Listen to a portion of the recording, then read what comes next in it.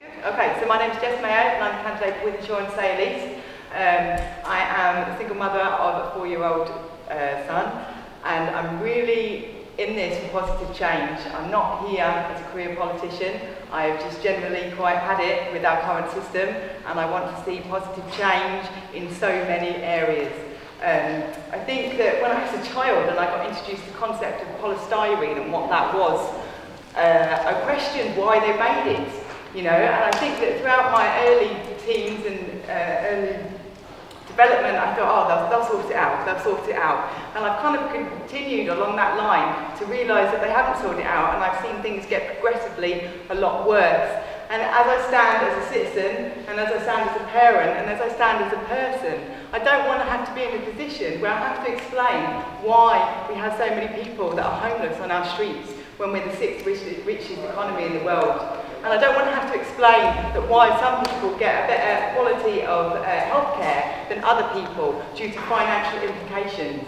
And I think ultimately as well, the environment and the land in which we live in, I really am very troubled by the decrease of our environment in the reduction of 40% of wildlife in 40 years. 50% of wildlife.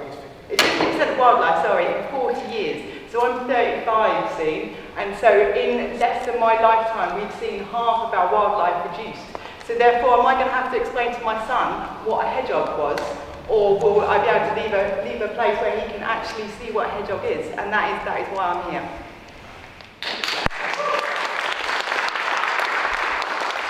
Hi, I'm Kieran Turner-Doway. I'm standing as a candidate in Manchester Central.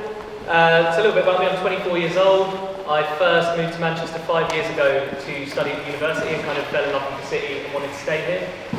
In the last 5 years, since I last voted Liberal Democrat for tuition fee purposes, didn't pan out like that, didn't pan out too well. But since those 5 years, I've kind of overseen, austerity in Manchester and the rise in homelessness in the city, as well as just generally around our country, the spiralling inequality. In the last 5 years, the wealthiest 1,000 people have doubled their wealth to sort of £500 billion and control more money than 55% of the rest of the population. It's a really kind of troubling time to be in because of austerity.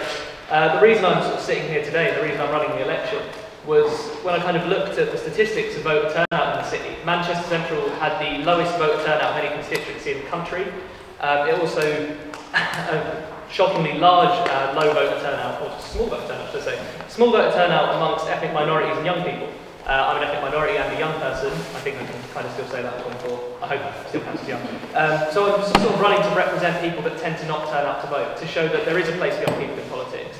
There is a place for ethnic minorities in politics. As you can see from this panel, there is a place for women in politics. I think the Green Party really needs to take a lead on that and show that if we're going to have anything like real change and the sort of change that is best for the majority of people, the majority of people need to start getting involved in politics and standing and running and asking questions of the rich and powerful.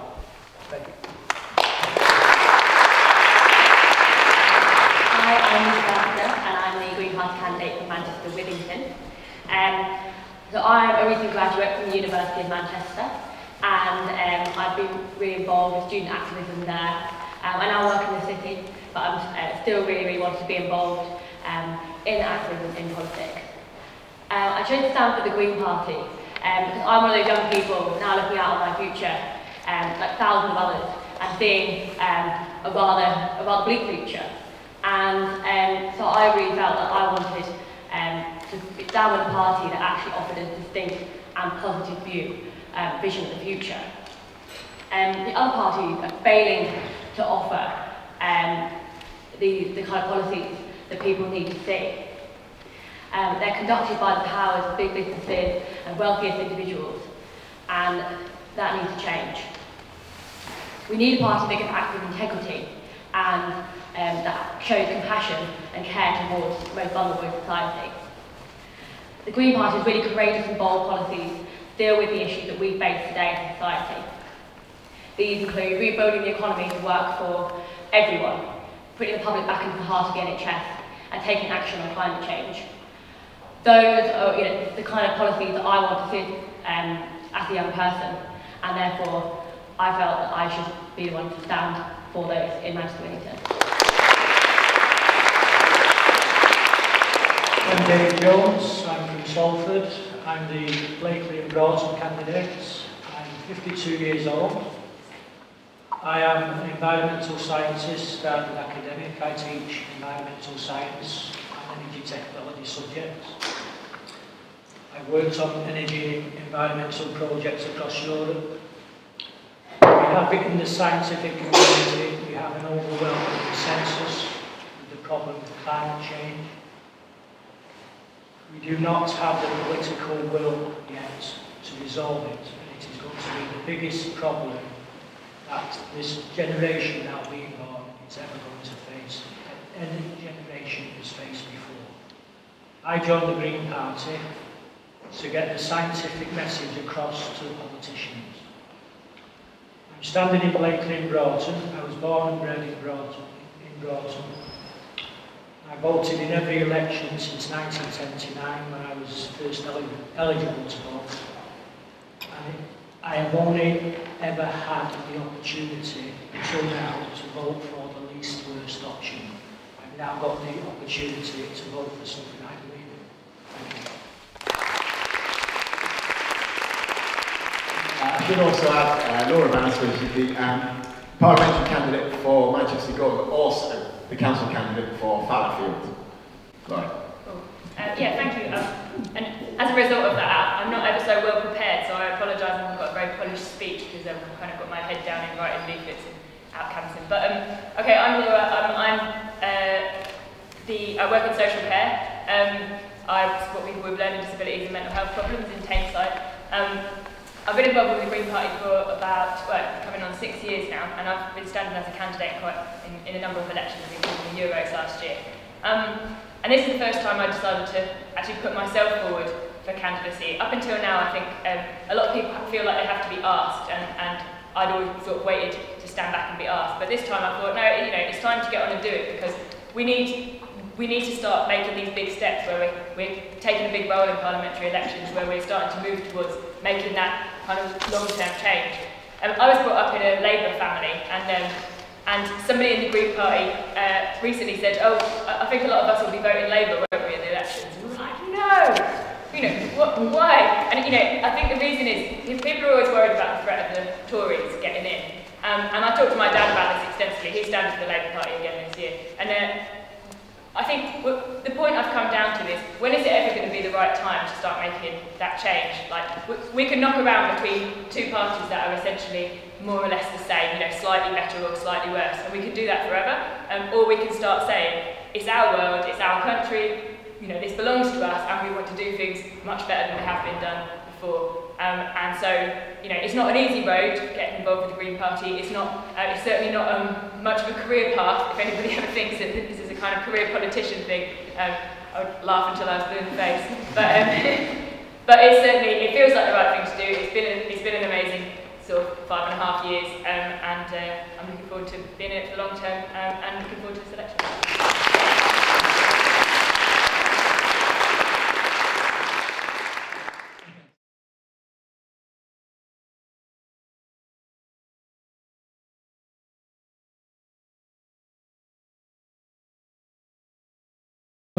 Nick Haley, is he here? Yeah. Okay, so his question, is the primary role of the Green Party to form a legitimate workable government, or act as a pressure group to the existing government? Anyone? What I'm going to do, I'm just going to throw it open to the panel here rather than pick on individuals. So we'll all largely agree with you, I imagine. So anyone want to kick it in? Did you get the question from, I saw this question on the YouGov. One of the YouGov polls today about UKIP. Oh, I didn't see that. Did you not see that? No, I just thought it was really interesting. I thought, I answered that question, what I felt it was about UKIP today. But I think Kieran made a really good point when Matt read out the question a minute ago, just saying, do you mean now or in the future? I think that's a good point. At the moment, I think that there is a need to vote Green to act as a pressure point, but in the future, I think definitely we have the policies to be able to form a legitimate government. I think as well in this election and the way it's sort of panning out, roughly on the polls, 33% of people are going to vote Labour, 33% are going to vote Tory, and 33% are going to vote other. Sort of the days of there being this strong party that's in government and then the opposition are sort of coming to an end, and that other is going to become bigger and bigger the more and more that the parties hug the centre. So now is kind of the time to pin your flag to the mast and say, where is the centre ground? Is the centre ground where UKIP are saying it is, or do you want to say the centre ground is where the Green Party are saying it is? And then the last thing that I'd like to add on that slightly is when we're actually looking at what we represent in our policies. In the past, the Green Party has struggled quite a lot to get the information of what we want to do out there, especially through the media control and the way that the centre limelight has been hugged and the way that we've been looked at as a non-entity. And what we are fundamentally seeing, which is wonderful, is the more people are hearing about us, the more people are joining, and that is coming through people power and positive word of mouth rather than just kind of throwing money at it. So that is definitely growing, and I've seen that so much in this election campaign already.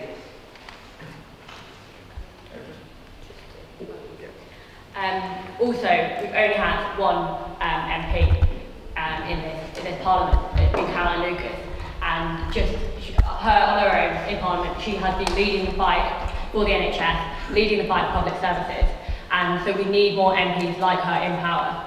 Even though it's only one MP, she's gained so much, and so in a way we can have a big voice in government just by getting more MPs. Can I just clarify the question you were asking? Why vote Green, rather than sort of vote Labour or something? Could you just repeat it for me? Sure. I've got it verbatim. Is the primary role of the Green Party to form a legitimate, workable government, or act as a pressure group to the existing government? Okay.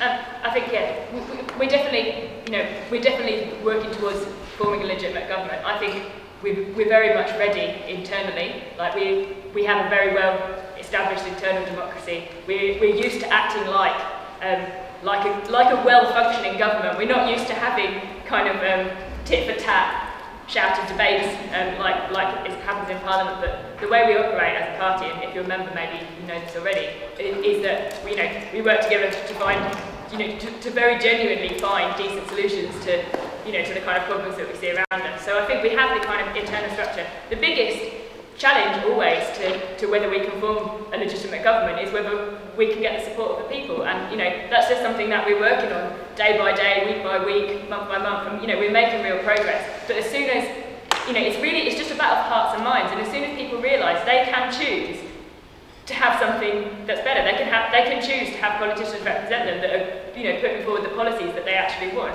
It's as soon as that moment happens, then we're away, we're laughing. So it's just how soon can we make that happen? I think a final point as well. Sorry, Matt. Is last point. Final point. We came second in the 2014 local elections in Manchester across the city, and that was before we kind of had this huge surge of membership, and it wasn't a general election. There wasn't a lot of limelight on us. We also come second in other cities such as Liverpool and Bristol.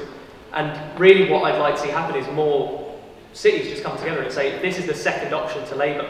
They don't need to try and compete with the Tories, they need to try and compete with the Greens. So I understand your question about forming a legitimate government, but the other side of it is how you pull the current powers more to the left. Okay, so very final point, David. When I was growing up, general elections in the 1960s and 1970s, and you can look at the statistics, the Labour Party and the Conservative Party invariably would poll 90% plus of the vote in the general election. That legitimised the first past the post system. This general election, they would be looking to poll 65% of the vote between them. The more people that vote for other parties, the less tenable the unfair first past the post system becomes.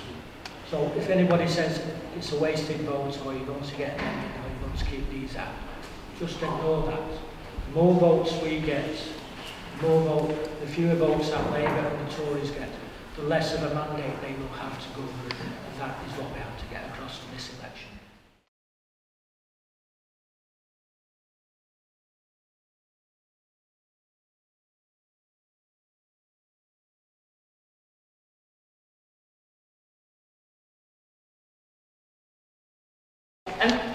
Yes, I think that would be a really important thing to do, and we would certainly use our position inside or outside the council, as we currently do, to lobby for that. You know, the behaviour of G4S is kind of, it's indicative of what you open yourself up to when you allow services to be privatised to companies who are in it for profit rather than to provide the services necessary. So, you know, the tagging of dead people, it's, you know, companies will, you know, when their aim is profit, they will do what they can to make as much money as they can. And another key aspect of privatisation is that we don't have much view into those companies. They don't have accountability. In the public sector, it's always talking about efficiency and about waste. I worked for a while in the private sector at the cooperative bank, and oh my God, the waste. You know, but the thing is it's not open to public view. It's not scrutinised, and so people don't realise it. And so when we privatise, we're effectively putting a huge amount of public resources, handing over enormous amounts of public money to companies that then don't really have to account for anything other than, you know, their results. And then when they come back with appalling results, oh, sorry, we've accidentally, you know, tagged loads of dead people. You know, they still continue to get contracts because there's become a very small number of very large public services companies that basically suck up all these contracts. And, you know, it felt like there's no other option. So, yeah, it's complete nonsense. We need an ethical procurement policy. We need to end privatising. Yeah, we definitely like that. Thanks again for that question. I saw you at an Amnesty meeting just last week. We were talking about the same thing. I signed a petition and things like that. I think G4S are absolutely abhorrent in what they do in terms of their human rights abuse around the world. They have illegal settlements in Palestine where their employees have been committing child abuse. They've been using basically slave labour, using prisons for profit and paying people £1 an hour to do work for them.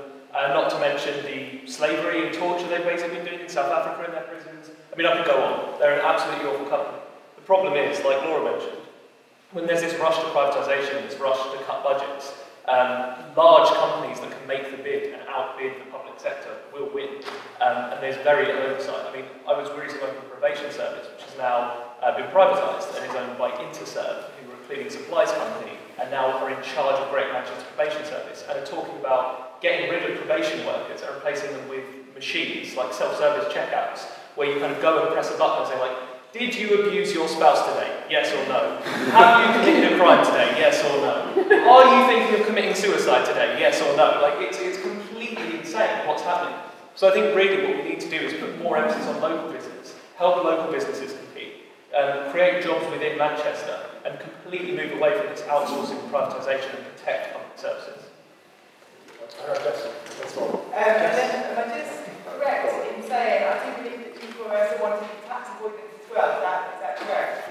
Yes. So, you see, I think the fundamental fact that somebody that is outsourced by our council that is wanting for tax avoidance is symptomatic of a lot of the problems that we are facing. And this kind of goes back to the way that our message is getting out there. I was in the job centre recently and I actually told my job centre advisor to have a look at the G4S petition, to sign it because of what they were on about, and I encourage everybody here to sign it also. But the fact that our council thinks they're doing a great job in avoiding tax whilst getting our revenue to provide services is the symptom of what is bringing people to the Green Party, you know. And just talking about the way that we look at ethical procurement strategy, and that is not only to look at the way that the company works, actually to look at what they also invest in. So like what we saw with Comic Relief, investing in the arms, you know, sort of like, so they need to be transparent with what they do, and they also need to be transparent with where they put their money, support local economy and the living wage. And we've seen this happen in Brighton with the bins, you know, sort of like, just checking there, where the power of the Green Party has enabled the local council to employ people that are ethically viable and just morally agreeable. Morally agreeable, you know, sort of like, and so I think that needs further work, you know. Like the petition is running till June. Yeah. I do urge everybody to sign that. And then David? One more thing with G4S, there are a couple of other companies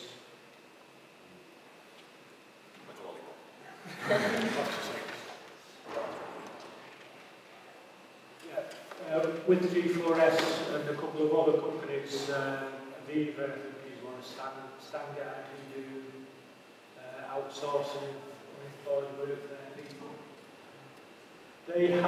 Those companies have very, very good tender procurement practices. That's why they get a lot of contracts. They are also very good at lobbying members of Parliament. And that's, I think, corporate lobbying of Parliament is one of the biggest scandals that this country needs to address as well.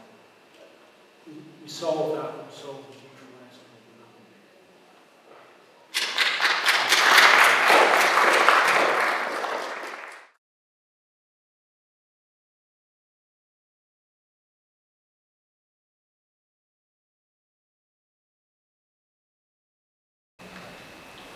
2 centuries ago, the same argument was being said by the Whigs against the Liberals. All Liberals, you let the Tories in. A century ago, the Liberals were saying the same about the Labour Party. Oh, you vote for Labour, you couldn't get the Tories in. Every party has a shelf life. Labour, Lib Dems and Labour look to be at the end of their shelf life.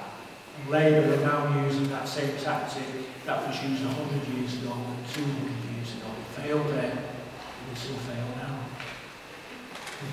Thank you.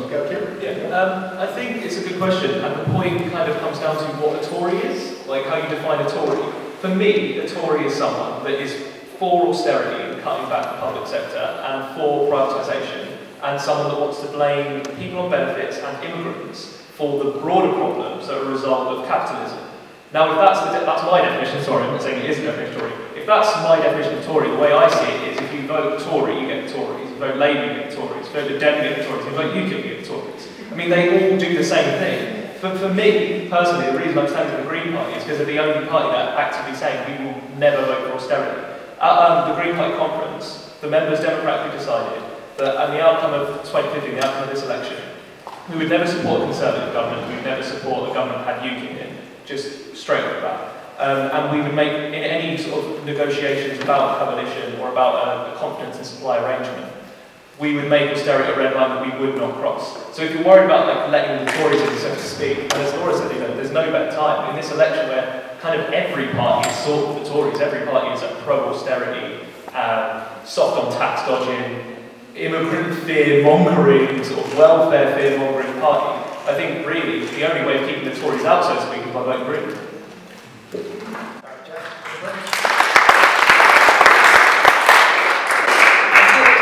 Down to the local level, I think within Manchester the Tories do very badly anyway and constantly have. So just in a local kind of greater Manchester area, Trafford's slightly different, but I don't think there's any worries about the Tories getting in Manchester at all. So that was my 2 minutes.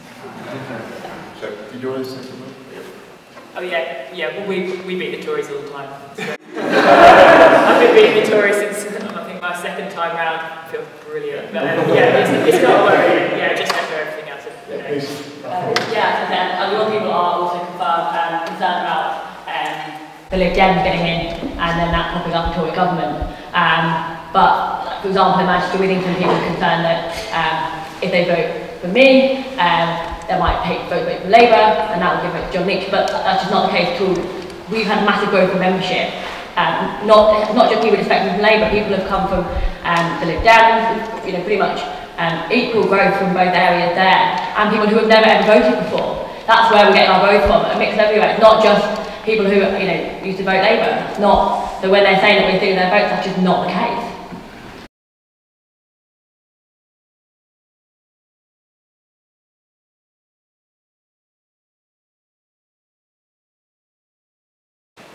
Based on our conference, which is kind of where most of the policy is decided, like I said, we said that austerity was a red line that we wouldn't cross. We'd never kind of support a pro-austerity budget. And we wouldn't support Conservatives or UKIP. So what it looks like is going to happen is there will probably be some form of Labour, Lib Dem, SNP play, maybe a Greek coalition, in the great world. But yeah, so what we basically say is absolutely no 20 austerity, we wouldn't support austerity. what it's looking likely is with the renewal of Trident coming up, and something that the next Parliament will have to decide on pretty quickly, and it will affect the next 30 years, and possibly, you know, the rest of the time, you know, if we never go back to nuclear weapons, which we hopefully won't. I think the SNP played and the Green Party all agree on that, and that would probably be something that would be a part of negotiation with Labour. Yeah, Lisa? And just to clarify, I might be wrong, I'm pretty sure that it's a Green policy not to form any official coalition. So we would never go into sort of a bargaining deal even with Labour. So there wouldn't be anything that we would be able to sort of dismiss. We believe that when people vote for us, they are voting for our policies.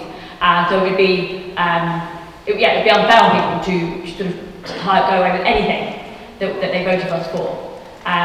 But with Labour, we would go into sort of confidence and supply agreement, where every single thing they want to bring through, we would vote or have a vote for or against that. But we would never ever vote for a budget that includes austerity measures. Yeah, I mean, just echoing that, it's going to start sounding repetitive, but the thing about austerity, and the reason why that's the red line for us, is because it's not just one policy. It's a general approach to how you manage the economy, how you take the country forward. And so, if by saying that we would reject austerity, what we're saying is we're not going to live with a country where we have an NHS that's continually underfunded and kept in permanent crisis, so that they can excuse an ongoing creeping process of privatisation and end up with an American-style health system where poor people can't get healthcare. It's about saying that we're not going to live in a situation where homelessness is absolutely rocketing up because people are getting shoved out of the end of services, they're getting shoved out the bottom end of the benefits system. It's a kind of line of decency that we're just not willing to cross, because as soon as you're applying austerity policies, you're effectively saying we're just going to cut the public sector down and down and down, we're going to cut everything that ordinary people rely on, and we're just going to keep doing that because it's somehow the right thing to do because the market says so. We have just such a fundamentally different approach that we can never go along with that because it's so harmful, it's completely the wrong direction. So I guess that's why. So, just on coalitions, are you sure it's definitely never ever? It's the policy was for this election. Yeah. We would not form a coalition unless we were a major party in that coalition. Right. So it's very big. But you never know. Yeah, but I mean, I think if it ever really seemed like the right thing to do, otherwise we were going to get a kind of Tory UKIP BNP coalition or something, I think we would consider it as an absolute last resort. But what we always want to be able to have the freedom, and rightly so, to stick to what we went into the election saying we were going to do, and represent what we said we were going to represent. Yeah, to clarify, that was for 2015, and we will have another big members' vote before 2020, before the next election, to decide what our strategy will be then.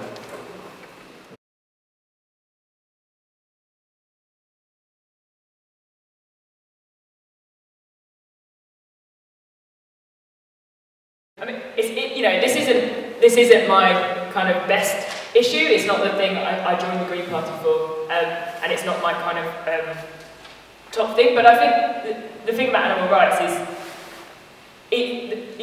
animals can't vote. They do have consciousness. They do have they do have rights to not be mistreated and to live the lives that they're meant to lead. The Green Party has a lot of good policies in that direction, and we support those. A big part of that, for instance, is in the way that farm animals are treated. So at the moment, it kind of surprises me sometimes that in the animal rights movement there's such a focus on, say, animals used in research, and not very much focus on the thousands and millions of animals that get pumped through factory farms every year to satisfy, kind of ever-growing desire to eat meat. And so if our policies on animal rights tend to be quite, I suppose, sort of magnitude of harm based. So we have quite a big focus on animal welfare in farming, because that's where most animals are actually being harmed. And so we will be looking at things like ensuring that animals used in farming have an inherent right to live in conditions where they can express natural behaviours. So that means, not keeping chickens in cages, not keeping cows indoors forever in tiny stalls with milk machine permanently attached, sucking them like they're like they're a machine. And so, we're looking at those kinds of changes. Also, other things like the badger cull, not reintroducing fox hunting, these are all important to us. And I suppose we're always looking at what's the magnitude of harm, where can we make the most difference? How can we make some real practical improvements for that? Yeah, I mean, in terms of the question asked about what we can do locally as well, I think Laura touched on this as well, it's just kind of bringing our food more local, like the way we source food, rather than sourcing food from huge factory farms and shipping it in, actually localising the food chain, which isn't just good in an economic sense and good for local business, it also means less air miles and less transport. So we do have a lot of policies about regulating food in terms of CCTV and slaughterhouses, and a minimum amount of time that animals can travel before they're slaughtered. So I think a broader part of it is to do with food, it's to do with our relationship with food, and not being disconnected and thinking that it's perfectly fine to just go to Tesco and buy meat that's got horse in, and no one found out about that beforehand. Or having actually a better regulation around the food, because it's a health issue as well. It would save the NHS money to have healthier food, and it would also save air miles in terms of not shipping meat around. Okay, Jess? Just to touch on that as well, is looking at antibiotics in animals that are for food. Then ultimately the way that the Green Party policies are really quite joined up in the fact that if you're going to be pumping the animals that you're eating full of antibiotics, then that is going to have massive implications on people's health. So further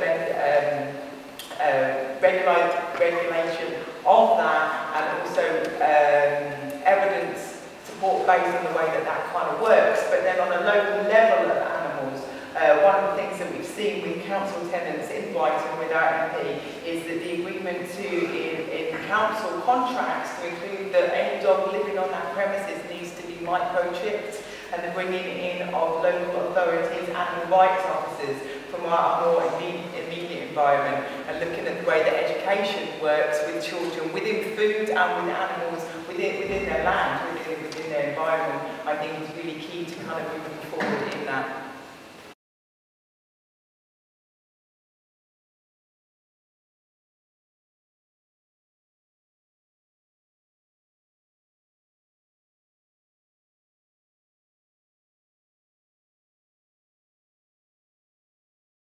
Personally, if I was elected and what I would do in Parliament, I think that, of course, the use of animals in medical science has yielded a lot of great discoveries. I mean, only just today, there was experiments on mice that found I'm not going to say this publicly, but potentially a great step forward in the cure for dementia that was found through testing on mice.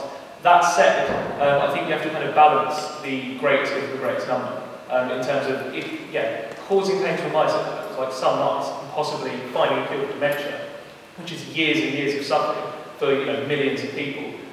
Probably a beneficial thing to do. I personally would not stand in the way. However, if you're experimenting on great apes, for example, which do have a very advanced consciousness, do have a great ability to feel pain, and it's for cosmetic purposes, that would be possible.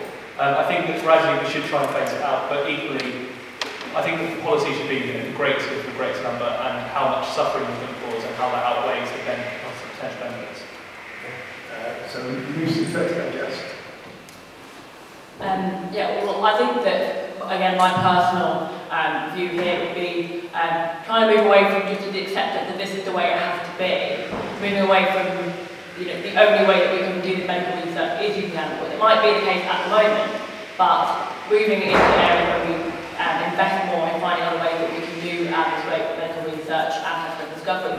There's those issues with using animals, just in the embryology, and it might be the best thing at the moment, and in which case, maybe for now it's the right thing to do. But I think that what I want to do is push for research going into areas so we can move away from that in the near future.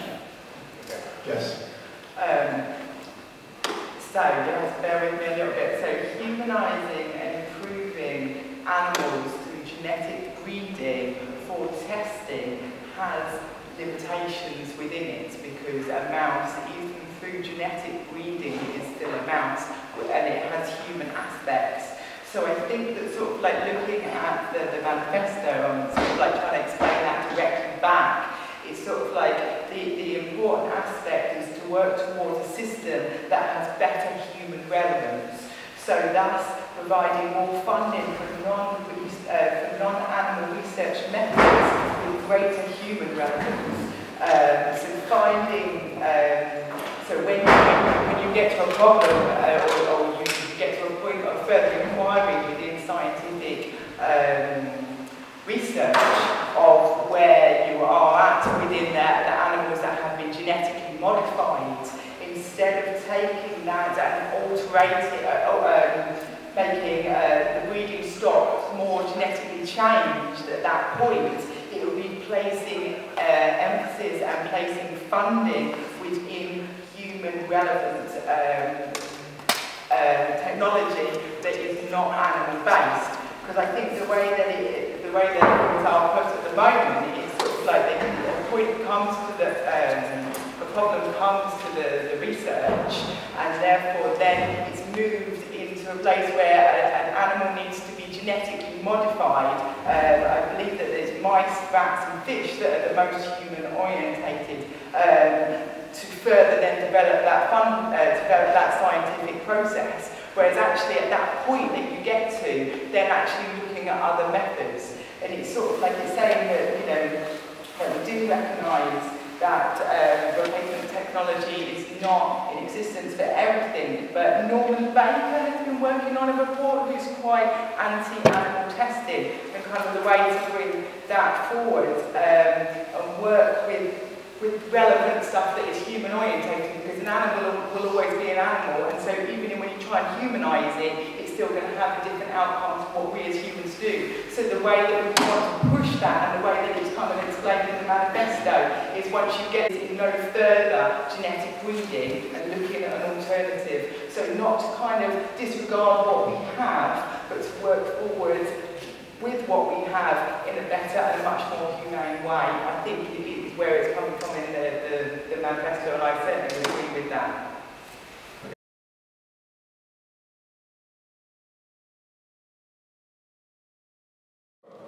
Okay, so Devomac is a deal that George Osborne presented secretly and suddenly after the Scottish referendum to the Greater Manchester councils, which I believe are all Labour Party? Except one. Except one, okay. And it was sort of suddenly agreed that this is what we'd be doing. It's a devolution deal, so budget and with it some powers would be devolved to a mayor, even though we said we didn't want a mayor, and a sort of appointed body to exercise those powers on behalf of Greater Manchester. So that's the Devomac deal. When we first heard about this in Manchester Green Party, we had a discussion because we're generally in favour of devolution. We're in favour of localising decision making, and because we're in favour of participatory democracy, we think that people should get a say on what happens around them, what happens in their city. You know, at first, it sort of sounds like it might be a way of doing that.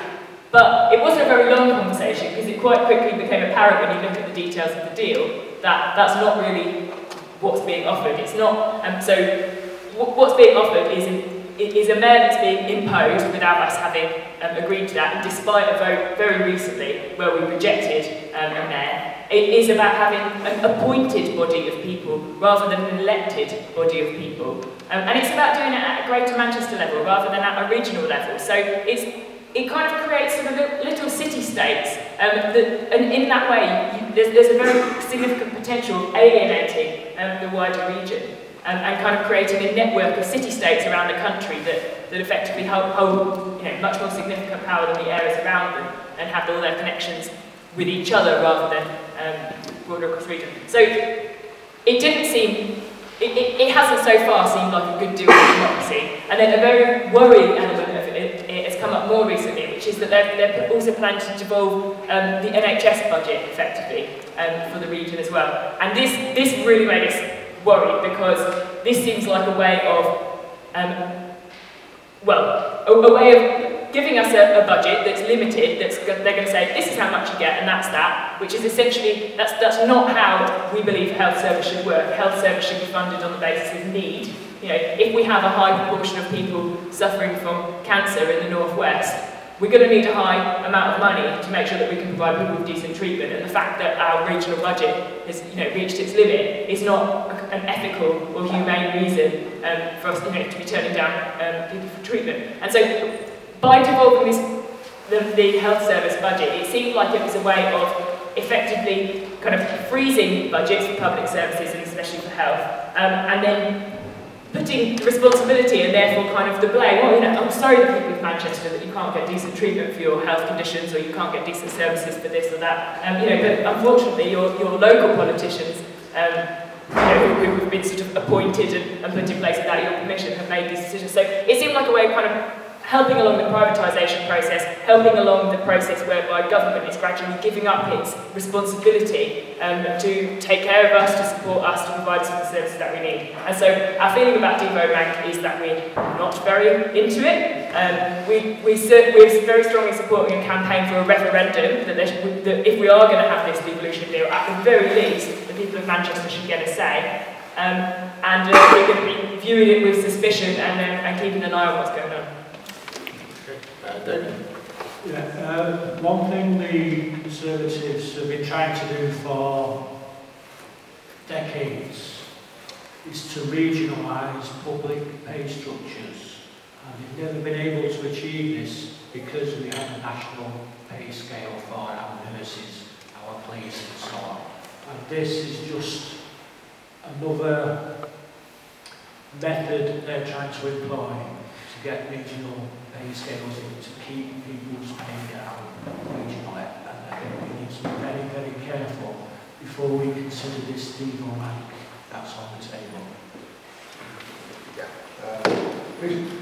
So I was just going to say, I think the key point about it is that we're really serious about democracy, we're serious about there being a public consultation on any devolution of power, because that's what we vote on. We're serious about democracy from the simple fact that even within the party, when we have new policy coming through, every single person that is a member gets a vote. My vote means the same as Natalie Bennett's vote, means the same as any other member's vote on policy. We're serious about it at that level, we're serious about it at a national level. Therefore, when something is happening that will really, really affect the people of Manchester, we need public consultation and we need a vote to decide how the people of Manchester think devolution would be best suited to them. I think the question we kind of have to ask on Devo Bank is why George Osborne is so interested in Manchester. Like, the Tories do not do well here at all. It's all Labour on the council, and what the intentions are behind it. What I think personally is happening is what's happened in Wales, where you offer some devolution, which includes a structured health budget, which then undermines public services, which then gets people really pissed off at the Labour council. So the Tories go, aren't Labour doing a rubbish job? Look at what they've done. I mean, I'm talking cynically here, but I don't think that the George Osborne is the best interest of the people of Manchester at its heart.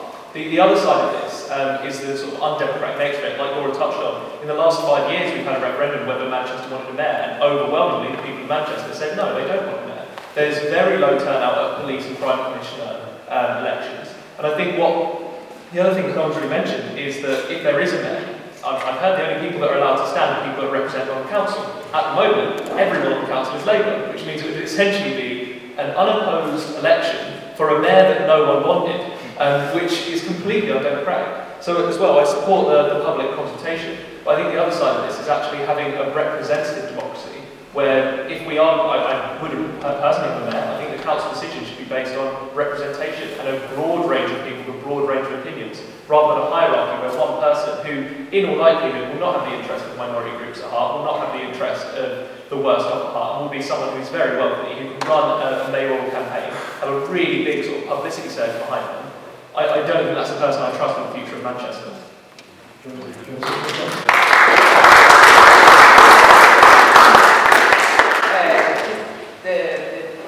The deal would affect 2.7 million people in total, and it's gone through really quite quickly, sort of like which brings up alarm bells with me. And then I've recently seen that Labour at Miliband doesn't support it, but yet the Labour Council do support it, you know. So I think if we can stay away from this until after the election, I think the general localisation of what fundamentally makes our services is really important, but I think this deal is something that needs to be worried about. especially because it involves George Osborne.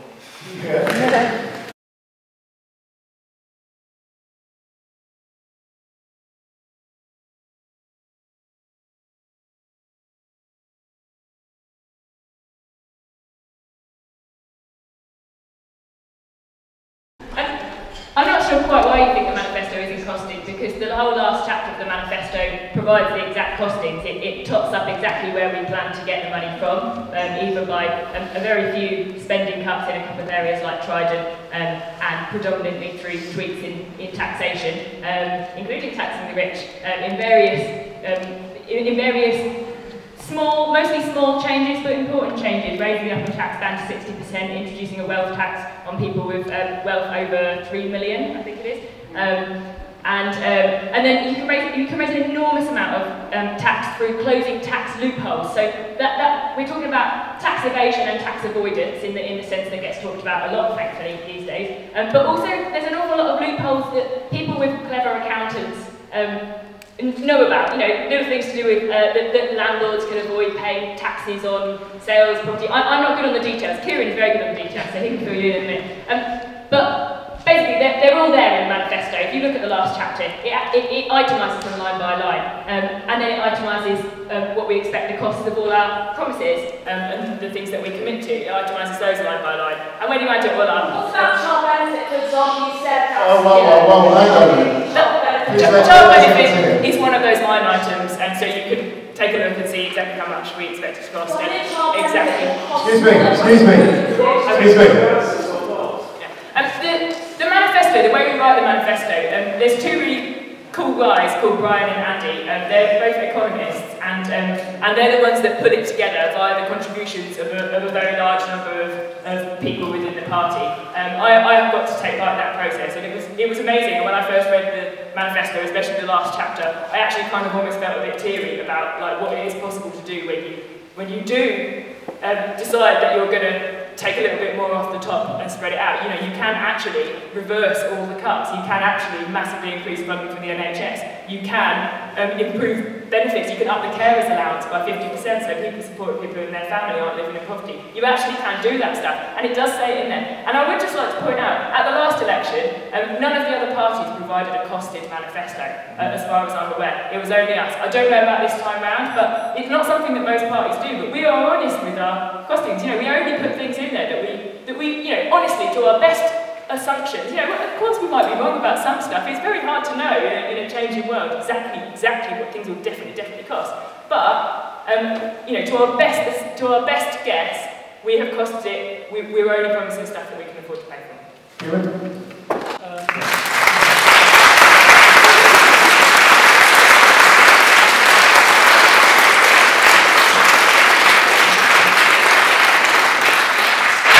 Yeah, thanks first of all coming down. This is a great question. So, as Laura touched upon, I invite you to read the PDF that's online and freely available of our manifesto that has the full costings in it. Just to touch on some of those policies, sort of broaden them out if people don't understand that and read it themselves. So, first of all, there's tax dodging. Currently, the PCS, who are the Union of Tax Collectors, estimate that £120 billion is lost each year through tax avoidance, evasion, and loopholes. So, this is more than the entire national deficit. Now, we've set ourselves a sort of, I think, unambitious target of £30 billion in the next 5 years to recoup. Labour have said they're going to go up to 7.5. The Tories have claimed they're going to get 5. So we're basically saying that they're out of that £120 billion, we're going to go up to 30, and we think that's an achievable aim, given the amount we want to invest in HMRC and more tax collecting stuff. The second thing would be the raising of corporation tax on large companies. So it's not only to help competition within the economy and help local businesses and sort of young enterprises grow, but also gain £12.5 billion in tax.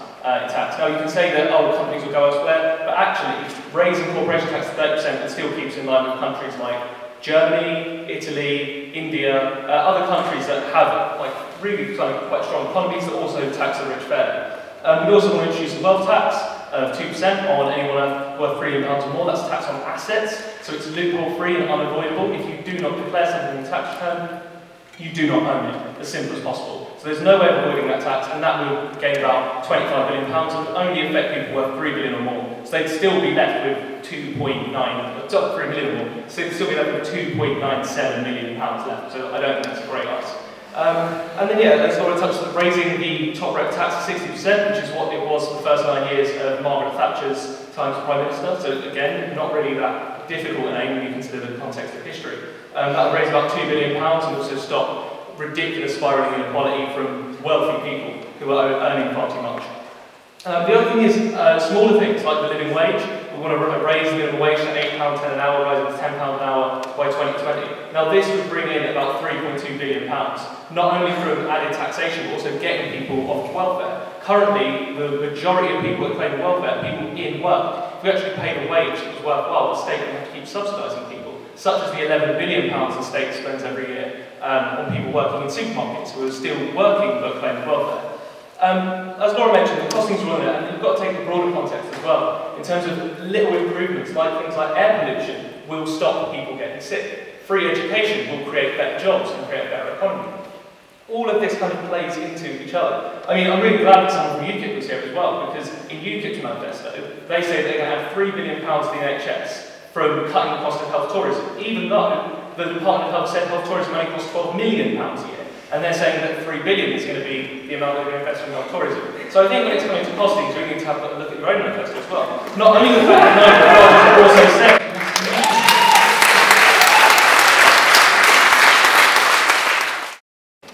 Just one point as well, the renationalisation of the railway service will save £12 million a year in subsidies to private corporations for the taxpayer. That's right.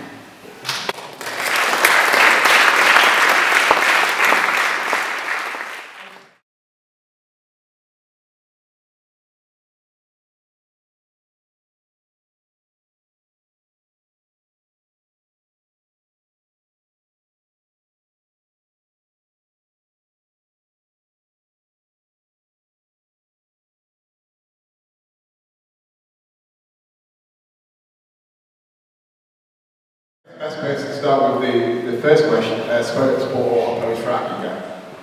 Jess, at the end there. Yeah, I completely oppose fracking, just based on science. But for that one, I think that fundamentally we are united. I think we'll get the same answer from any Green Party candidate from anywhere really on that. I think that's a given. I really don't think that the only things that we would be able to do would be in relation to things like animal testing and nuclear, because like we said, we wouldn't be entering into any kind of arrangement where we would be, you know, the kind of lapdogs to an austerity government. So that won't be happening. But on the policies that you mentioned, and do we still support them? Well, we've already talked about animal testing, so I'll leave that one for now, because I think that's been covered. On GM crops and nuclear power, our position about them is not just based on science, it's actually based on the kind of political economy of these industries. So take GM crops for instance. I'm part of my job, I work in social care, but we grow food together to supply it to cafes. It's not necessary to use GM technology to feed the world. There's very ample research out there. Take the Zero Carbon Britain report, for instance, details ways that you can feed all of Britain from the land of Britain, including and provide all our own energy without going down the road of GM, without using nuclear, and so on. So, given that it is possible to do it without using GM, using nuclear, you have to ask yourself, are there good reasons to use GM and to use nuclear, and who does it help and who does it harm? And I think when it comes to GM food, for instance, who does it help? Well, it definitely helps Monsanto.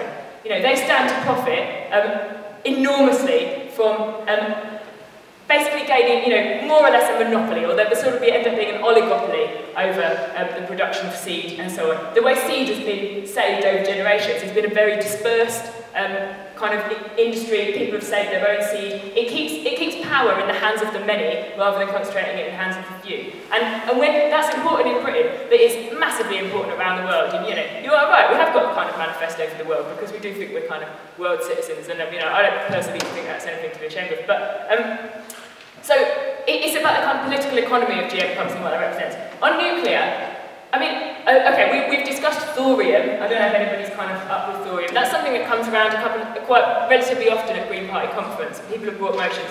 We keep talking about it. Thorium is apparently a new, I don't know enough of the details, but a new way of doing nuclear power that's sort of less harmful and less dangerous.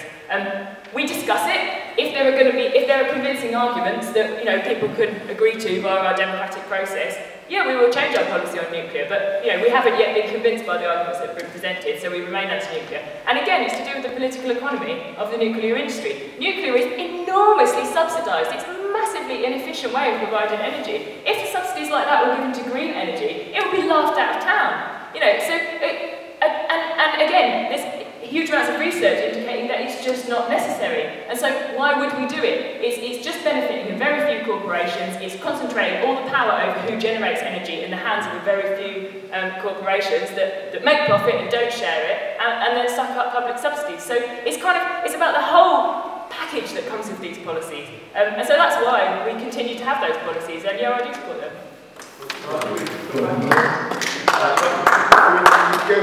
And hear from a few of the candidates. Sure. And then right from the last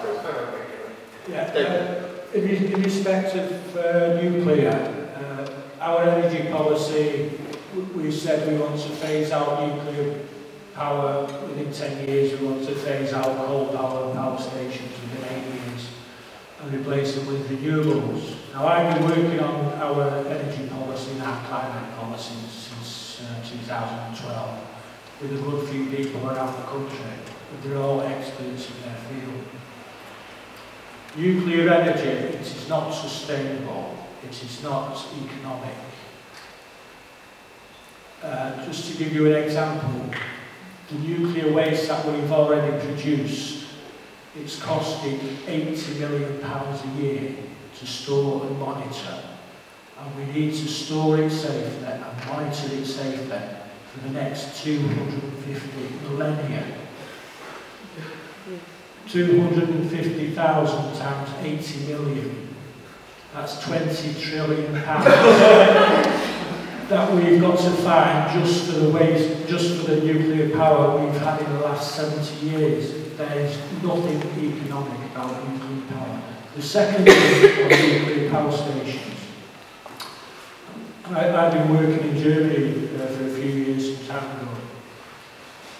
1974 they started their nuclear power programme, and they did a full risk assessment of their nuclear stations. And what they found was, if there was a breach of a containment vessel, it could render a third of that country, which was West Germany at the time, it would render a third of that country uninhabitable for 20,000 years. The risk of that was infinitesimal, it was small. It would have taken a direct hit by a missile weighing 300 tons, travelling at 200 miles an hour, to cause that breach of that containment. That was in 1974. We went forward with nuclear energy. 27 years later, on the 11th of September 2011, a 300-ton aeroplane travelling at 400 miles an hour hit the World Trade Center. It doesn't take much for a rogue pilot to change the direction of an aeroplane. We've seen the tragedy in the French Alps last week. If one of those nuclear power stations was hit by an aeroplane, a third of this country will be uninhabitable for 20,000 years. Nuclear power, there's nothing safe about it. That's why we're getting rid of it.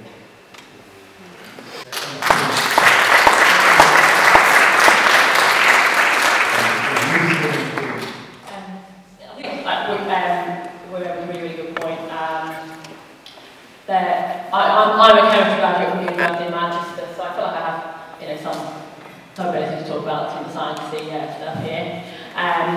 Especially with nuclear, I was elected by some of the best nuclear scientists in the country, and for all the reasons that we said here, we still haven't got it right. It's that we have made huge advances, and it is a lot safer than it was, but it still isn't right. And it's for that, and the risk that we put forward when we use it, it's just not worth it.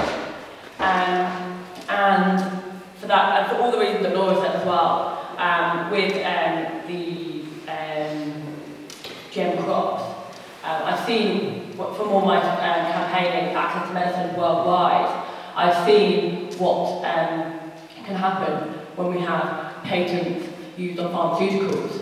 And I would absolutely hate to see our food industry get any worse and move towards what our pharmaceutical industry is like, and that's built about patents and profits and trade agreements. And that's what will happen if we have GM crops. It's nothing to do with science for me. It's about the political and social climate. In terms of if we went into an agreement with another party, would we lose all of our social and economic policies and just have the sort of more green, as people like to call them, ones?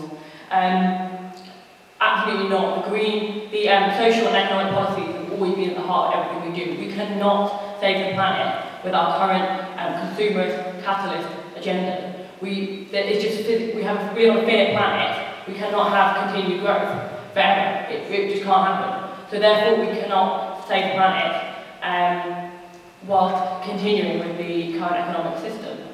So we will always fight to keep all of our social, economic, and environmental policies together because they go hand in hand.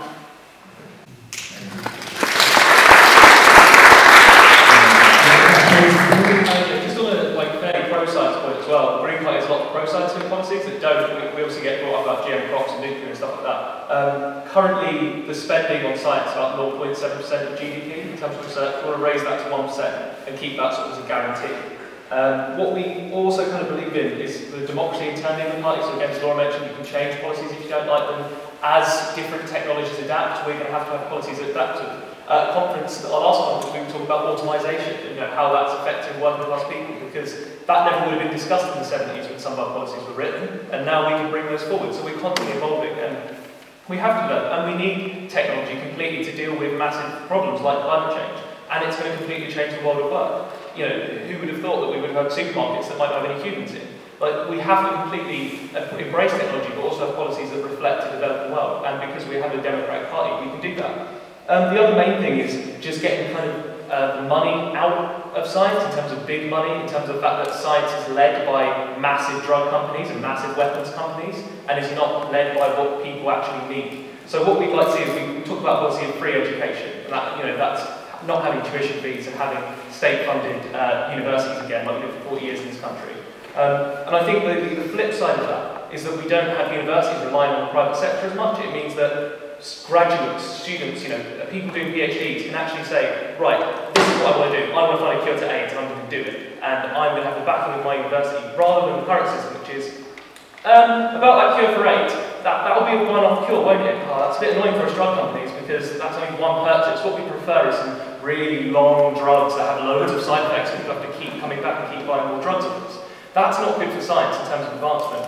There are a lot of ways in which big money is limiting scientific development and what humans can actually achieve if we just had free education. So I think the Green Party basically are pro-science and that we're the only party calling for getting the private sector out of our universities and focusing on what's best for people rather than profits.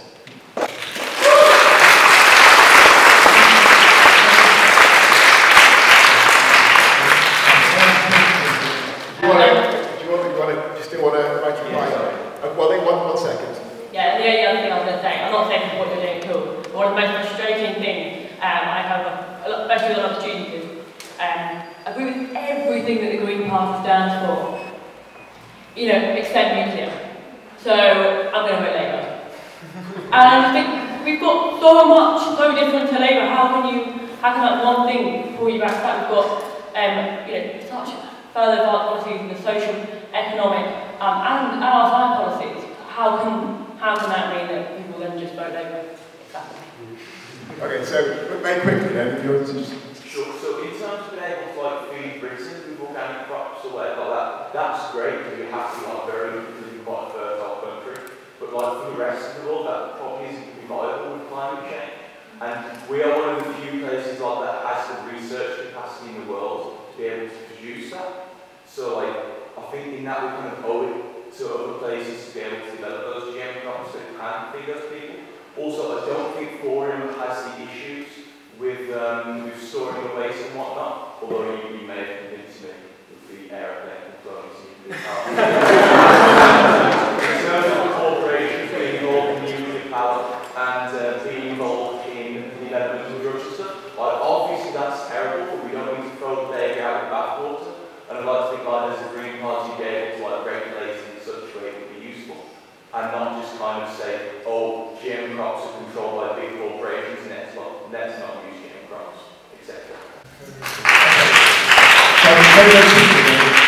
Kieran and Laura want to come in and then move on. I take the point on access to technology in the developing world, and that is a huge issue. And I think the way around that is, like I said, having a nationalised cure. If we had a nationalised cure to HIV, it would be available. It wouldn't be a thing you had to pay for. It would just be a cure that we could give to people. So I think I completely take the point. I think there is disparity between rich and poor countries in terms of technology, which is why we're this global party that are trying to say we can come up with really good solutions that benefit the whole world for free, like the polio vaccine, rather than saying we're going to come up with something and it's going to be owned by a drug company and they're only going to sell it for profit. So I think again it ties into my point about the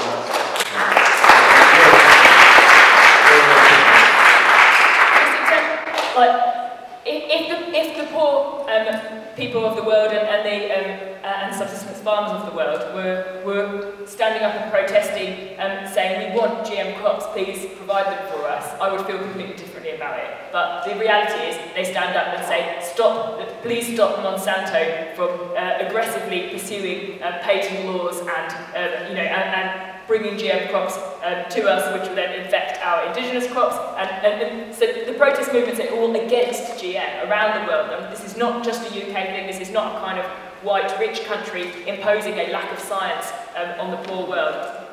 If that's something that the world wanted, I would be absolutely in favour, but it's just not all the impression that I get.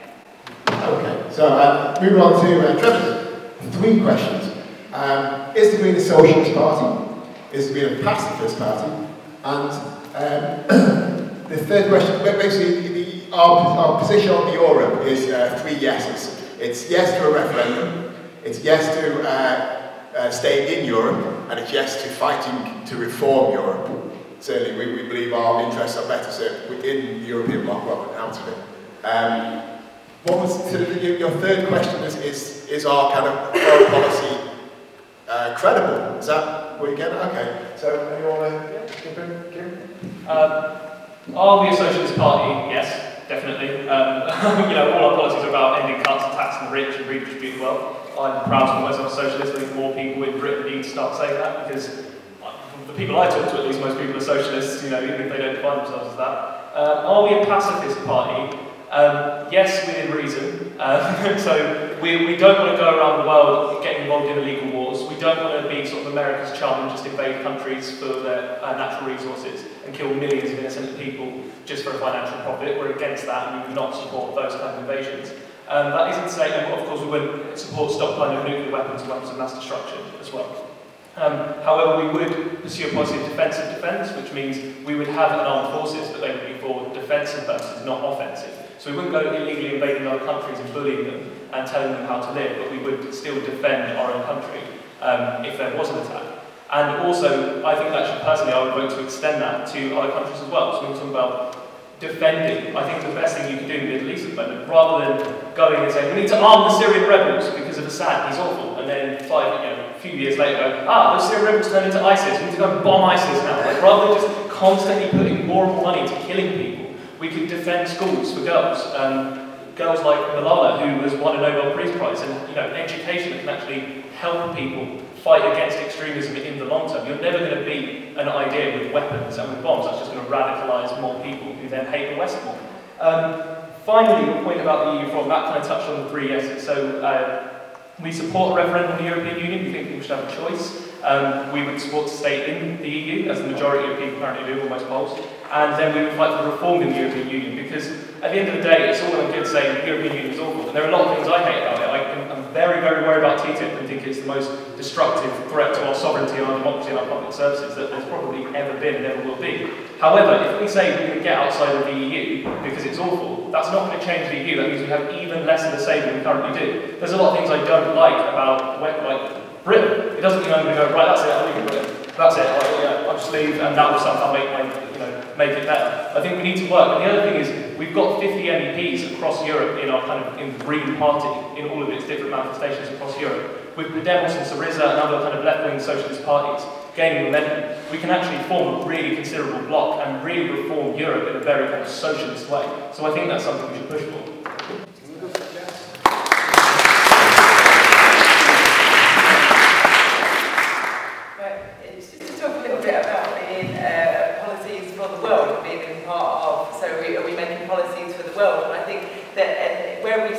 now, we are a global society, you know, sort of like we can pretty much go anywhere, we can have anything from anywhere, you know, so I think that it's really important that when we're talking about good procurement strategies of an ethical nature, that we don't go, oh, okay, well in the UK we're going to be really ethical about our procurement strategies and the people that we employ, they're going to have good working conditions, but let's not worry about another country.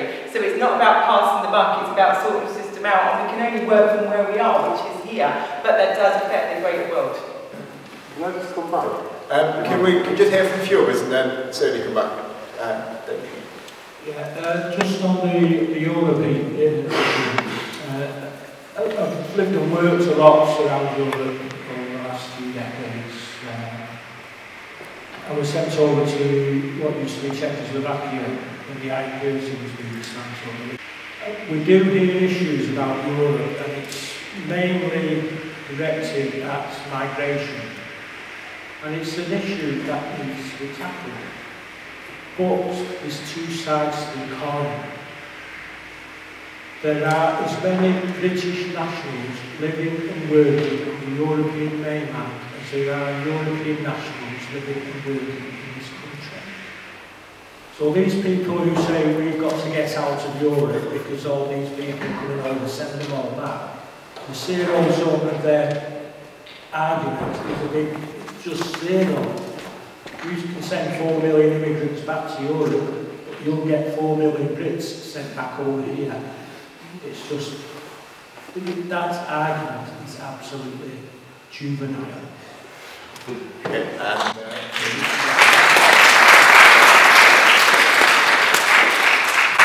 yeah, going back to the are we socialist question there. I think we are socialist, but I think that's become a bit of a dirty word and people associate it with dictators, etc. Which is not what we're about, I can assure you. We are economic policy focused around the fact that we do not accept the constant growth and capitalist consumerism that we are dictated by currently. It requires the growth of company profit over the well-being of people. And that it just means that inequality rises and money is kept in the hands of the most privileged few. And therefore, that is why we're against that. We are changing the economic system for the common good to work for everyone. And we are part, in terms of whether or not we're global, I think it's really important to look at maybe the green movement across Europe. Across Europe, we're pushing things like the Robin Hood tax, we're pushing for a wealth tax European-wide. And that is really the only way that we can avoid tax dodging, by making policies more global. And so we are global in that sense. We are at least European-wide at the moment. And I hope that our policies will end up working for the world rather than just pushing issues elsewhere. Do you want to come in? And then we'll go. Yeah, cool. I mean, you mentioned, you know, UKIP, you know, that it's not just a sort of racist party to be laughed at. And you're right, like there's, you know, and certainly when it comes to UKIP supporters, I don't think you have to be racist to support UKIP. I think you have to have, you know, been persuaded by a very persuasive speaker and a media and, you know, and a kind of public and political discourse that talks a very large amount about immigration and as what I would describe as a kind of, as a distraction tactic to stop us looking at who's really got the wealth. So I don't think you have to be racist to support UKIP, but I do think that you've perhaps accepted a kind of incorrect analysis of what the real problem is, because I don't think really it's immigration that's causing us to lack services, to lack decent wages and so on. And I certainly don't think that the only way to solve those problems is by restricting immigration. We can solve those problems by sharing wealth properly.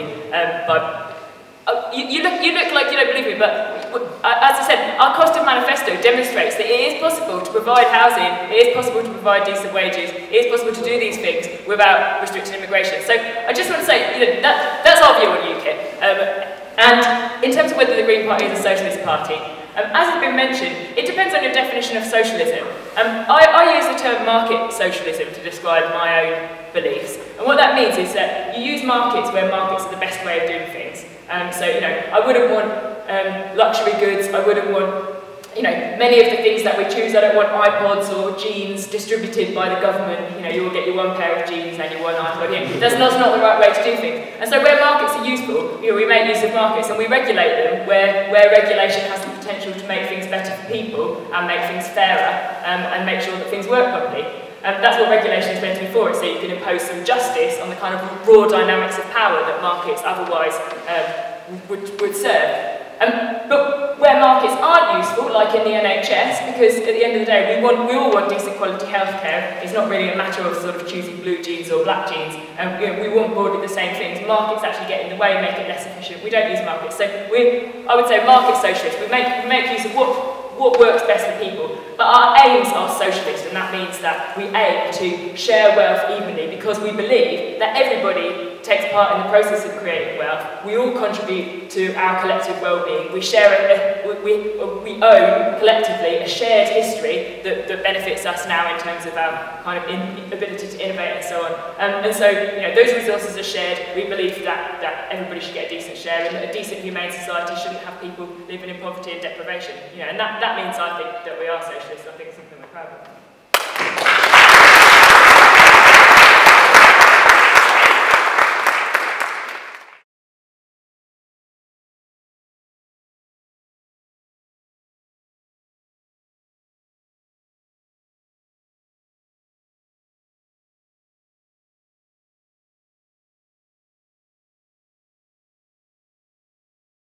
So in terms of being the biggest force left of Labour, we've now seen our membership go to 60,000. I think that's today. I'm going to look back at the membership secretary. Yeah, that's correct. Okay, yeah, so the national membership went 60,000, which is the largest left of Labour party that's ever been in this country.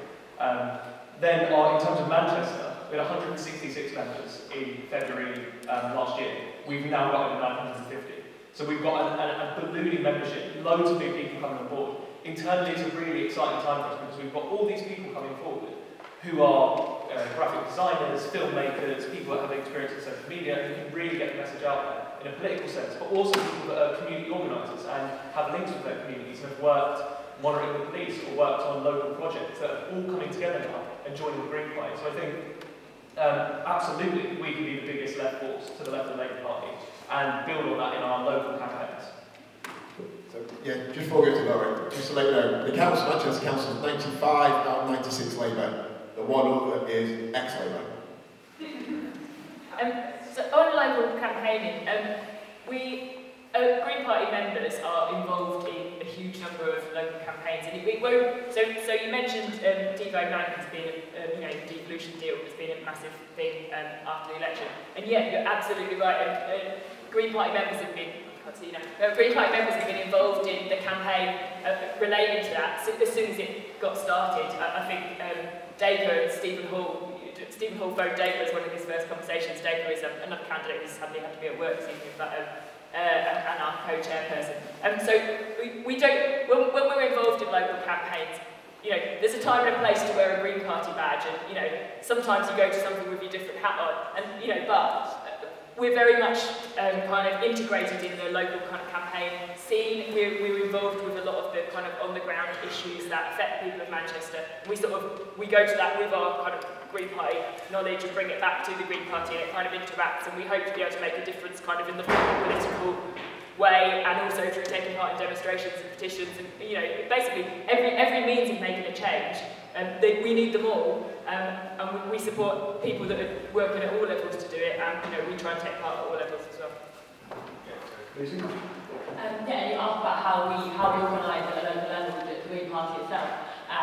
Well, we have, again, we're very democratic about how we do things, so everyone involved in the Green Party locally, you know, we will vote on how we're going to do things, like our strategy, what event we're going to hold, what our league is going to look like, everything like that, that's all voted on democratically. And we're also really, really open. We do have open meetings every month, as well as our business meetings, which members can come to. And we have events like this. I think that this is something that not all parties are offering to people just come and speak to us. I think that's something that we do because that's what we believe in, actually showing everyone, you know, what it is that we believe and what it is we're fighting for. And so I think that's what we're going to continue in over party elections. We're growing hugely, and I think that's something that we've come a bit of a shock to us. You know, we're going to really have to start thinking about how we manage ourselves, and that we're really working on. I think that it's a really exciting time for us. I'm really looking forward to the next few years after the election.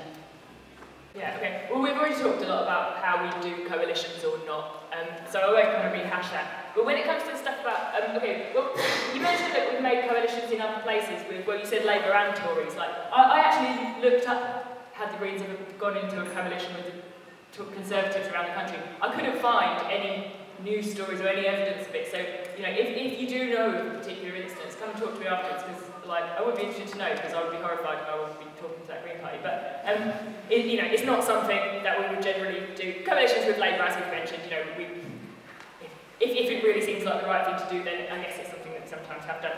When it comes to Brighton, okay, I did a lot of research into this because I really wanted to know, you know, have we given up our ideals in Brighton? Have we, you know, just become a kind of mainstream policy? And so there's two issues. First of all is the cuts budget. So when we got into a minority administration, what that means is you have the most councillors, but you don't have a majority on the council. So you can't just make what you want to happen for a start. You have to have the support of other parties if you're going to get anything to change at all. So when we got into a minority administration, it was when some of the first waves of cuts were starting to bite. And we had the choice of presenting, when you make the budget each year for the council, you can either present a budget according to how much money you've got from, you know, from government, from council tax and from other sources. You can say, this is how much we've got, so this is how we divvy it up and spend it. All the Labour councils did that, and the Green Party council did that too. But a lot of people within the party felt that they should have produced what's called a needs budget, which is where instead it's essentially a protest move. It's where you say, we cannot provide for the needs of the people of Brighton and Hove with the money that you've given us, and so we're presenting this budget, which effectively says we need more money than what we have. But the budgets get effectively signed off by Westminster, and that will be declared an illegal budget, and you would then be kind of dismissed of your role of financial controllers of that council, and the budget will be set by George Osborne and people he controls in Westminster. So faced with those two options, because those were the only two options, Brighton councillors felt that, at least early on, that I guess that they would try and effect the cuts in the least damaging way, and basically they would try and do what they could to improve the lives of people in Brighton or harm them least relative to what would happen to them under other parties. I think we've now reached the point where in Brighton it's been realised that we've made all of the cuts to kind of stuff that's less harmful. That, you know, they've been made, the kind of low-hanging fruit has been gathered, and we're not sure anymore that there is a way of doing it in a less harmful way. So I think we're moving towards, no, it's time to really say, you cannot provide for the needs of the people of this city with this budget. But that's the kind of thought process we've gone through. But I'd just like to clarify that what's never, ever, ever been part of that discussion is whether we support austerity and cuts happening at all. Like, it was never within the control of Brighton and Hove Council to decide whether they would receive a cut budget or not. These cuts were, you know, their budget was cut, and they were forced to, you know, to choose between between a rock and a hard place and how they're going to deal with that. It's a really crap situation, and you know, like, I agonised over it, and, you know, really struggled to come to an opinion, and you know, I'm glad they've made the decision they've made now. On the pay cuts to bin men, no, they didn't make pay cuts to bin men. This is to do with European equal pay legislation. So it was decided in the EU, and quite rightly, that men and women should be paid the same for work of equivalent value and difficulty. That rule has been around for quite a long time, and most councils had implemented it in full. So things like, quite often, traditionally male roles like refuse collection were often paid more than traditionally female roles like care work. And that had to be harmonised over the last decade or so. Brighton had only partially done that job, so they'd harmonised salaries, but they'd never harmonised the benefits packages that go with those salaries. And by the time the Greens became this minority administration, the options, well, yeah, it was time to do it. There was no way out. Birmingham had already been fined a very large amount of money, such that they were going to have to sell the NEC. because of failing to do so. So again, they were forced to do this. What they did was come up with a deal which they could have raised everybody to the very, very highest benefits packages. There are very few people that kind of come from, from various privatised companies that have been brought back in, which would have caused an enormous, in a time of cuts, it would have cost, I think, an extra 30 million to bring everyone up to that level, which would have meant having to put huge cuts elsewhere. Instead, what they did was a package where 90% of people had no change to their benefits package. Of the remaining 10%, most people got improvements, and a small number of people did get some cuts in their benefits. So we're talking things like overtime rates and annual leave and stuff. The people that did get cuts, and we are talking about a really small number of people, a handful of people, they got compensation for that amount for 3 years. And it was negotiated through the trade unions. In the end, the trade unions did accept it after a strike, which we didn't break, which is important to mention. So we let the rubbish pile up because we let that strike be effective, because that is the right thing to do, to let people have their say and for that negotiation process to go on. But in the end, the union did agree to it. It was a really shit situation, and I think we we managed it as best as we could. If anybody has an idea of how it could have been better managed, I would love to hear it, because it was, it was really difficult.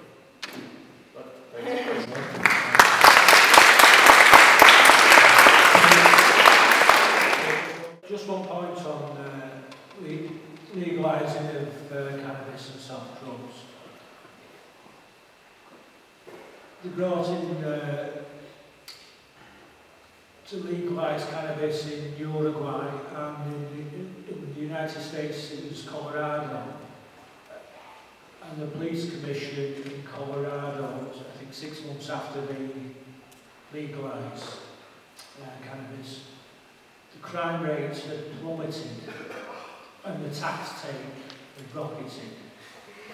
And they said it was like the end of Prohibition in the 1930s. The gangsters had gone, the crime had gone, the money was coming back into the economy. So there is an argument, however you are persuaded on drugs or not, there is an argument, a very strong argument for its decriminalisation. How we will do it, I'm going to kill it. Jumping in. Literally bursting. Great. Yes. This is the reason I got to politics, basically, was to end the war on drugs. So I'm so glad you asked this question. I'll be talking more at length about this at the 420 event in Platform's Park on Sunday if anyone wants to come down. Right, the war on drugs has been an absolute failure. Prohibition is the perfect thing to link it to. The prohibition of alcohol failed because, firstly, it didn't stop people drinking alcohol, people kept doing it. All it did was make criminals like Al Capone incredibly wealthy and made the supply of alcohol incredibly dangerous because it's totally unregulated. So what I would push for, and what the Green Party supports, is the legalisation and regulation of the cannabis trade. Now, how that would work, I take your point of how it benefits different classes of people. Now, the Uruguayan model is that you legalise and you regulate and you have a register. So anyone that wants to sell cannabis has to be registered and has to meet certain criteria and has to be able to prove that their cannabis is safe to consume. Now, this would be absolutely brilliant because there's loads of people currently who are outside the tax system, outside the economy, and people who are getting controlled by criminals because criminals control the supply of a lot of drugs. So we'd like to regulate it so that it can mean actual grassroots business people, grassroots is not fun, grassroots business people buying low and selling high. I'm going to stop the puns. Okay. Basically, what it means is we have a register, so it would be a regulated trade. Then we try to move towards the Amsterdam model, which is coffee shops. So you have licensed establishments where people can go in and smoke cannabis, and they're not doing any harm to anyone, and they're leaving, and that's it. And you can only buy cannabis or use cannabis on those premises or in your own home. That would also come in with the smoking ban against tobacco, like there is in Amsterdam. There is the smoking ban on tobacco inside buildings in Amsterdam, but not with cannabis. So it's an issue of consent. It's an issue of whether you want the government to be able to say, you're not allowed to smoke that plant, and so we're going to throw you in prison and make you a criminal. I think that's completely unjust. The other thing is the tax revenue. A recent study by Professor David Nutt, who was sacked as the drug czar by the Labour government because he showed the evidence that cannabis was safe and that MDMA was safe compared to a lot of other drugs. He actually put forward a study that calculated how much it would gain. It's about £6.7 billion. Not only the costs of not wasting police time on, arresting non-violent criminals, but also the added tax revenue, the added businesses, the added growth. The point on Colorado state legalised cannabis. Now, there was a big argument at the time that everyone's become a pothead, kids are going to drop out of school because of all this cannabis. So what they said was, we will give a percentage of any tax revenue from cannabis to the local schools, and that was to kind of placate people. Since they legalised cannabis, the tax revenue of cannabis now pays for the entire education budget of Colorado. That's how much money it's raising. And previously, Colorado was spending more on its prisons than its schools. So the savings are obvious. We get people out of prison. We get non-violent 19-year-olds who get nicked for having a 20 bag on them, out of prison, out of a big house full of other criminals, and have them selling a drug that has never killed anyone by overdose. More people have died taking Xanax than cannabis. It is not dangerous by any standard. It's more dangerous to ride a horse or drive a car or get in a car. Like, it's really not an issue in terms of health. The other side of it is it has several medicinal purposes. You're distorting the facts. It is not true. So David Nutt didn't say it was harmless. It's very damaging to young people. I'm not saying it's harmless. Anything, if you take a lot of it, if you get a lot of salt, it's harmful. And there's a lot of damage to young people with psychosis and all kinds of... Yeah, and those people shouldn't drink alcohol either. People with psychosis completely should not take drugs. People who are addicts should not take drugs. We need more education on that. Cannabis has caused the psychosis. I don't think there's any evidence to show that. Yes, there is. It's okay. It is always 9 o'clock. So sorry. Wrap this up quickly. People start to You're very, very irresponsible. You need to get the facts more clear. The facts are abundantly clear. I'm not saying anyone has not been I have worked in psychiatric wards and I have seen drug use psychosis. From Manchester City Council, and I know what I'm talking about, and I was working there when Sir David Nutt and the government fell out at that time, and I know what he wrote, and he didn't write what you said. Do you support the total prohibition of alcohol and making it illegal? Don't talk up your bottom. Alcohol is already in existence. And it's more dangerous than cannabis. It is more dangerous than cannabis. Yes, but you need to qualify what you say. You can't go around saying that cannabis is harmless in the way that you do. I have worked in psychiatric wards where I've seen a lot of intake through drug-induced psychosis. Young people. And one of the things that I found through that and looking at research within that is that the drug-induced psychosis is born out of a certain type. So it's the skunk brag rather than marijuana. The reason that is standard is because it is grown a lot quicker. The reason it's grown a lot quicker is to eliminate the risks of the people that are growing it. The people that are growing it are at massive risk of going to prison. So therefore they want to do it as quickly as possible and it's in the wrong hands. Whereas if you're allowed to what I'm bothered about is the message that the Green Party is putting over. And I think you need to be really, really careful to get this message absolutely spot on. But I think the other key point is leading, and it gives people the wrong idea, and lots of younger people, 17-year-olds, should not be smoking. I do think they should, by the way. The point is that there should be an age limit.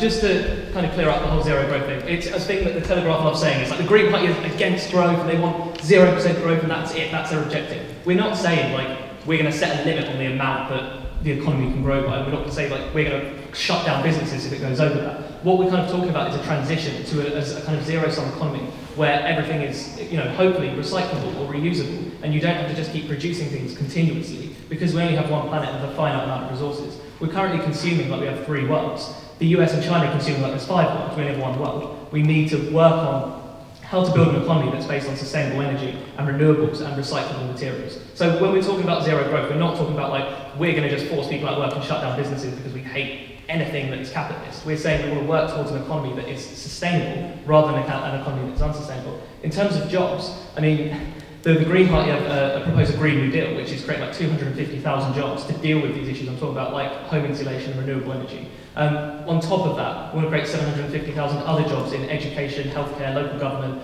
public sector jobs that pay the living wage, that help young people. Use free education as well as part of that. Helping young people develop skills and develop technology that's going to help us meet the challenges that we're going to face. So yeah, I completely share your anxieties about employment and about the world of work, but I think we do not get more jobs by continually cutting some public services and increasing zero-hour contracts and lowering wages. We need to make wages higher, we need to create more jobs, and jobs that are sustainable, not jobs that are at the whims of employers, but jobs that are led by the people, an economy that works for the people. Yeah, Laura? Yeah, I mean, we're not, as Kieran said, we're not talking about ending growth, we're ending the pursuit of growth. So I've never understood why it is that we pursue economic growth when we could just pursue directly the objectives that we actually want to achieve. Because we pursue growth because we think it will bring good employment, for instance, or more employment. But if that's what we're after, why not just pursue full employment as a goal directly rather than pursue economic growth and hope that it generates full employment? Because sometimes economic growth will generate employment, sometimes it won't. It certainly doesn't necessarily generate high quality employment, as we've mentioned. A lot of people are employed at the moment because they've been forced into self-employment, everyone's 0 hours contracts and so on. And they've been their own problems. So what we want to do is focus on what actually matters and not worry about whether a graph somewhere inside the Home Office is going up or going down. So we want to focus on, full employment is an important thing, or making sure that at least that everybody that wants to be employed and that has an opportunity to be so in a decent job. Yes, that's definitely a goal of ours, and we would not be sacrificing that goal to kind of sustainability. The two go hand in hand, and we will be making sure that we fulfil that within the resources that the planet has. Because although other parties don't talk about it, there is only so much resource in the planet, and that will come to bite every party, whether they want to talk about it or not. So we are going to find a way of making sure that everybody can have a decent job while working within the resources that we've got, and we're going to focus on the goals that we actually want to achieve, rather than kind of like whether a kind of technical measure goes up and down. It might go up, it might go down. The thing about growth is, the kind of economy that I'm looking towards is one where a lot more of our jobs are about doing things for each other. So if you pay me £10 to give you a massage, and then we do it the other way around to give you a haircut, no resources have been expended, but we've both added value to each other's lives. The only kind of restriction on what jobs there are is the kind of the circulation of money, where that's circulating and how well. So we need to look at making sure that money's in the pockets of people that are going to spend it, and then making sure that things are available and affordable, services and goods that they actually want, that add value to their lives. And those are the kind of objectives that we're looking at. The kind of growth thing is a sort of technical thing that we can focus on what we really want to do. Instead of your phrase, if you use the phrase "a steady state economy," it might be more beneficial, more understandable. Eventually, we're going to get to the point where we cannot get any more growth globally, and we'll get there eventually. And we have got to start thinking now the final steady state economy. How is that going to look? How are we going to get there? And we need to start thinking about it now, because it's got to come round sooner than later. Because, as we've all said here, there are finite resources on this planet. You can't go on tuning out millions of mobile phones in factories in China and Japan forever in a day. No, it's just fun to that. Can we just hear from a few people and then we'll come back? At the end, the economy will mature over time, development will mature over time, and we'll end up with a steady state economy. And we've got to work out how to get there from here as causing as least harm as possible. And we're not going to do that in a generation, but eventually that's what's going to happen. Okay, Jess. touch on your point about the drug-based policy, the fact-based policy for drugs, and I think it's really important that we have that because there is drugs everywhere. I've seen them about, you know, sort of like, so it's not a case of saying, well, if we ignore it, it's not going to happen. It does happen, and it really needs to, what we really need to do is protect people that are taking them, youngsters that are taking them, but that needs to happen through not a flat-out ban that's accepted of what it is. And I think that's really, really important for the youth market, especially what I was talking about in the way in which marijuana is grown in a much more harmful way now than what it used to be, sort of like to avoid people being criminalised. And then just to move on, sort of like I think as well, reflecting back from my youth, you know, sort of like when I was younger, I definitely had different ideals about what it was that I wanted to do and be part of society. And I think the structure in which the Green Party want to create is a point where people feel valued in what they do within society and the freedom to kind of move around with certain things, or to be tied into things and have a career. So it's really important that everything is not based, therefore, on how much you earn. Based that's some reason for merit, you know, sort of like of you being absolutely excellent. I think it's about learning and going through that process. So in the same way, I like Noah's analogy of being able to swap things and upcycle things and create a platform where your local environment is denoted by what is wanted and driven in that area, and that will lead rise to entrepreneurship within that area, but also giving different areas different cultures. So it's really important to be part of that, be part of your community. Some of that is jobs-based, but then if it isn't, it shouldn't be so demoralised like what we see in the media. I wanted to touch on it a little bit earlier, but the way that the media portrays people who are not in employment as being less worthy, I think is one of the things that affects young people and doesn't give them hope in our system and voting, because they can't get a job and they have no money to do things. And I think that's really important when we look at the way the cultural surrounds within that and supporting of one another. So just because somebody works voluntary and somebody gets paid £50,000, whose work is more important? You know, sort of like, and just to end on the zero-based economy, it's sort of like, in some extent, I want to have the rich, big multinationals that have no corporate license, that are causing massive problems. I want their economy to shrink, but I want local economy in people's pockets that affects you and in your streets. I want that to grow, so that will kind of give us a balance out, and that I want that to be effective and relevant for the areas in which you live.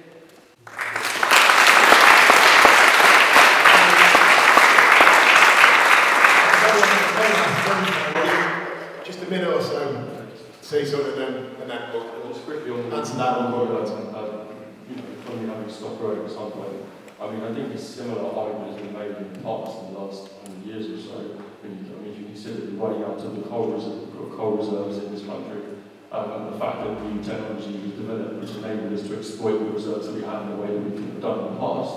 I mean, the advent of shale gas in the last 10 years, and the discovery of new oil reserves across the oceans, all that sort of stuff, and utilising technology more efficiently than before. I mean, that would suggest that actually we're not going to run out of resources in a way that it's been argued because we're actually using those resources more efficiently. Of course, there's the issue of the fact that the whole world's going so quickly with using the other. That's a different problem. And just a second on the multinational corporations.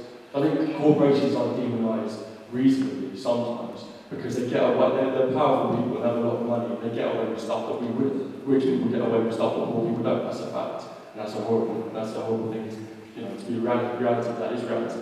It's also the case that they provide us with Apple iPhones, they provide us with televisions, they provide us with cars, they provide us with junk food, which you may or may not hate, but some people buy it, and it's up to them if they want to buy it or not. But they provide us with a huge number of things that we consume. And I think that much as they should be demonised for some of their activities, I think it also should be considered that they are as important to providing us with things we want as small businesses are in any part of the world.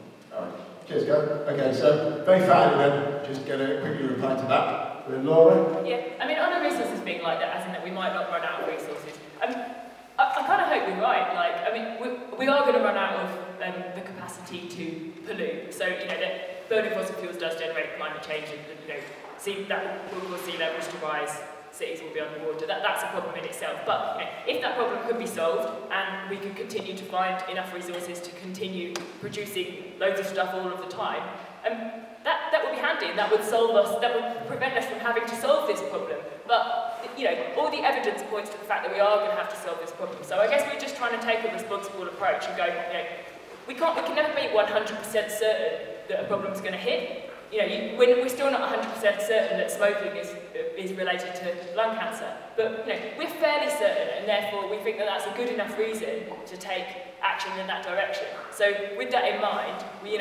like I said, we just want to focus on what really matters, and focus on living within our means, focus on actual real social goals to make sure that people, you know, can live decent lives that they want, you know, and make those our core aims rather than. All right, last word of the evening then to... I think the most important thing is to look long term and look beyond kind of the 5-year election cycle that most parties base their policy on. I mean, BP, who have a very large vested interest in fossil fuel on you. So if I live to my granddad's age, I will live to see a day where there is not a single drop of oil left on the earth. That is a thing we completely have to adapt to, and we adapt to that through new technology and through new jobs. I agree with you on that point. However, it is also unsustainable that there about 85 people, enough people that can fit in this room, that control more wealth than 3.5 billion people on Earth. That is unsustainable. And those rich people are just getting richer, and those poor people are just getting poorer. GDP is as a kind of crude measure of how well the economy is doing. If those rich 1% of people have all of the money and have 1% more than last year, we still have 1% GDP growth. It's a complete distortion of how well the economy is actually working for the people. It's just saying this is how much money is growing. So what I think we need to look at completely is the sort of world we want to live in the future, the sort of, as young people, the world we want to grow into. We're going to have to adapt to a world where, you know, we have no reliance on fossil fuels, where we're going to have to meet problems like climate change, where we're going to have to meet problems like overpopulation. By 2050, there's going to be 9 billion people in the world. If people keep eating meat in the way they're doing, all of the crops that are currently used for humans will be needed just to feed the cattle of 2050. These are huge problems that we're going to have to deal with, our generation's going to have to deal with. And that's why I'm a member of the Green Party, proud to be part of a party that thinks beyond 5 years and actually looks at what we have to do. It's not about what we want to do, it's about what we have to do to avert these crises.